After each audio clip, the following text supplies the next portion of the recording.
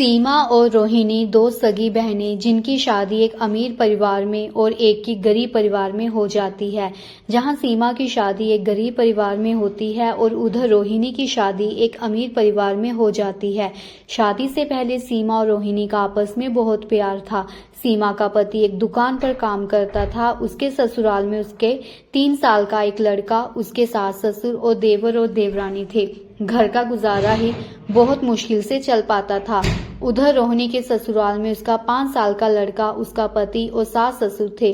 सीमा का देवर सरकारी नौकरी करता है और पूरे परिवार में देवरानी की चलती है। देवरानी पूरे परिवार पर अपना हुक्म चलाती है और किसी को भी अपने आगे बोलने नहीं देती। सास ससुर डरते डरते उससे कोई भी बात नहीं करते।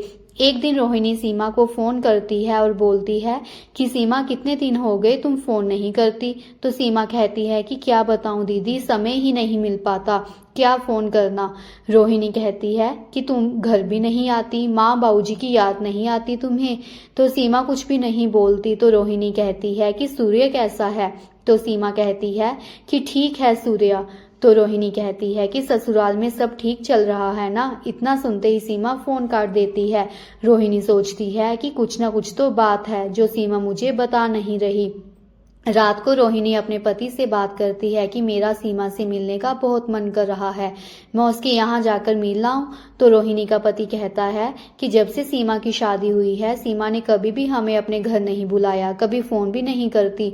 अगर तुम्हारा दिल कर रहा है तो तुम जा सकती हो, मैं नहीं रोकूंगा तुम्हें। अगले दिन दोपहर को रोहिणी अपने बेटे को लेकर सीमा के ससुराल चली जाती है। जैसे ही वे सीमा के ससुराल पहुंचती है, सीमा की देवरानी सीमा के साथ लड़ाई झगड़ा कर रही थी।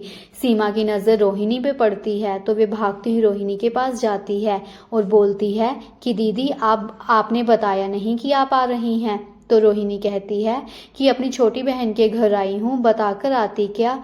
तो सीमा कहती है कि आओ ना दीदी, कमरे में चलते हैं। सीमा रोहिणी को अपने कमरे में ले आती है। रोहिणी पूछती है कि सीमा, ये सब क्या चल रहा है यहाँ, तुम्हारी देवरानी तुमसे ऐसे क्यों बात कर रही थी, तुम बोलती क्यों नहीं, और ये तुमने अपनी क्या हालत बना दी है, कितनी कमजोर हो गई हो, खाती पीती नहीं कुछ, इतने फटे पुराने कपड़े। मुझे सच सच बता कि क्या बात हो गई, क्या चल रहा है तुम्हारे यहाँ पर। तो सीमा कहती है कि दीदी, काफी दिनों से इनकी तबीयत ठीक नहीं थी तो दुकान पर नहीं गई, दुकान मालिक ने इनको निकाल दिया। अब ये घर पर ही बैठे हुए हैं और घर का खर्चा चलाना बहुत ही मुश्किल हो गया था। मेरे देवर ही इनकी दवाई लेकर आ रहे हैं। तो देवरानी जी से बर्दाश्त नहीं होता, वो रोज किसी न किसी बात पर लड़ाई झगड़ा करती हैं। तो रोहिणी कहती है कि तुम्हारे सास ससुर कुछ नहीं बोलते उसको, देवर जी भी देवरानी के आगे नहीं बोलते, ऊपर से सूर्य की स्कूल की फीस भी देवर जी ही देते हैं। ससुर जी की हार्ट की दवाई चल रही थी, घर का राशन पानी। सीमा अपनी आंखों से आंसू पोंछते हुए बोली। ये सुनकर रोहिणी की आंखों से पानी आ जाता है और ये रोने लग जाती है। सीमा को अपने गले लगा लेती है। सीमा बोलती है, इसलिए मेरा कहीं भी जाने का मन नहीं करता, माँ भी फोन करती रहती है, क्या बोलूं उनको। रोहिणी कहती है कि कम से कम तुम मेरे साथ तो बात करती, मुझे इतना पराया कर दिया तुमने कि कुछ भी बताना जरूरी नहीं समझा। रोहिणी कहती है कि मैं तुम्हारी कुछ मदद करूं। रोहिणी अपने पर्स से पैसे निकालने लगती है। तो सीमा कहती है कि क्या कर रही हो दीदी। रोहिणी कहती है कि अपने मदद नहीं करेंगे तो कौन करेगा। इतने में उसकी देवरानी आ जाती है और बोलती है कि महारानी, कब की अपने कमरे में बहन के साथ बातें कर रही हो, बर्तन कौन साफ करेगा। तो सीमा कहती है कि वो दीदी आई थी तो सोचा कि कुछ देर बाद साफ कर देती हूँ। तो देवरानी कहने लगी, फटाफट आजा, रसोई बिखरी हुई पड़ी है, मेरे से नहीं होती साफ सफाई, और मैं मूवी देखने जा रही हूँ, मेरी साड़ी इस्त्री कर दे, और हाँ, मेरे आने से पहले रात का खाना बना हुआ होना चाहिए, और बोलकर चली जाती है।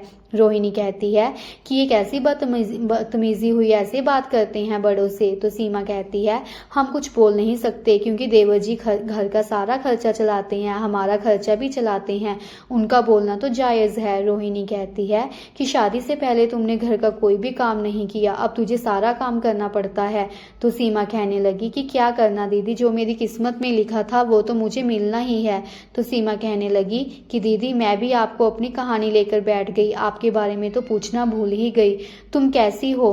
तो रोहिणी कहती है कि मैं बिल्कुल ठीक हूँ, जीजा जी नहीं आए साथ में, उनको भी ले आते तो रोहिणी कहती है कि उनको कोई काम था इसलिए वो नहीं आ पाए। तो सीमा कहती है कि ठीक है दीदी, मैं चलती हूँ, नहीं तो ये फिर से लड़ना शुरू कर देंगी। तो रोहिणी कहती है कि चल ठीक है, मैं भी चलती हूँ, अगर किसी भी चीज़ की ज़रूरत होगी तो बेझिझक बता देना और फ़ोन करती रहना। रोहिणी सीमा के गले लगती है। इतने में सीमा की सास सीमा के कमरे में आती है और बोलती है कि रोहिणी बेटा, खाना खाकर जाना, चाय भी नहीं पी तुमने, पहली बार आई हो अपनी बहन के घर, अच्छा नहीं लगता। तो रोहिणी कहती है कि कोई नहीं मां जी, ये भी तो अपना ही घर है। फिर रोहिणी कहती है कि सीमा ठीक है, चलती हूँ मैं, अपना ध्यान रखना।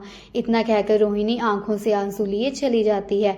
तो फ्रेंड्स, अगर आपको मेरी ये कहानी अच्छी लगी हुई तो प्लीज़ चैनल को लाइक, सब्सक्राइब, शेयर और कमेंट ज़रूर कीजिएगा। धन्यवाद।